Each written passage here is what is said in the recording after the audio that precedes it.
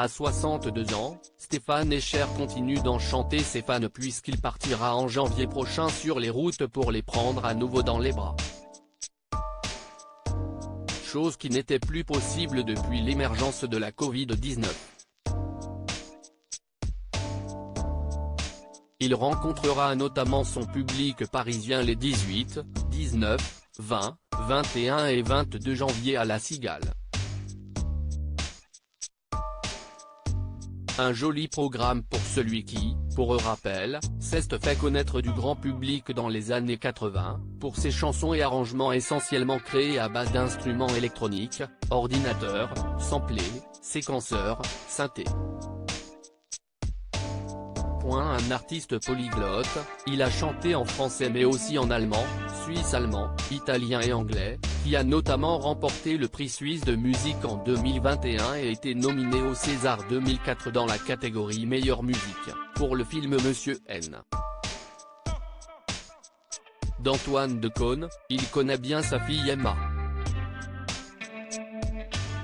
Ma mère, on ne pouvait pas la visiter le 28 octobre dernier, l'interprète de Déjeuner en paix préparait au mieux sa tournée prévue donc pour janvier, avec la sortie de son nouvel album Odd. Un projet qui n'a pas été si évident que cela à élaborer, puisque le monde entier était donc frappé par une pandémie mondiale causée par la Covid-19. On était dans un grand merdier, en pleine pandémie, et j'ai commencé à travailler sur ce geste qui m'était volé, prendre quelqu'un dans mes bras.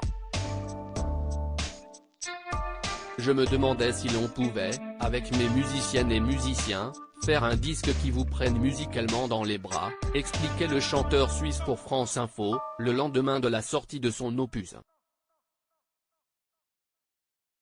Un confinement qui correspond notamment à une phase extrêmement sombre de sa vie, et qu'il a vécu personnellement assez lourdement, car il a perdu ses parents en très peu de temps pendant cette pandémie.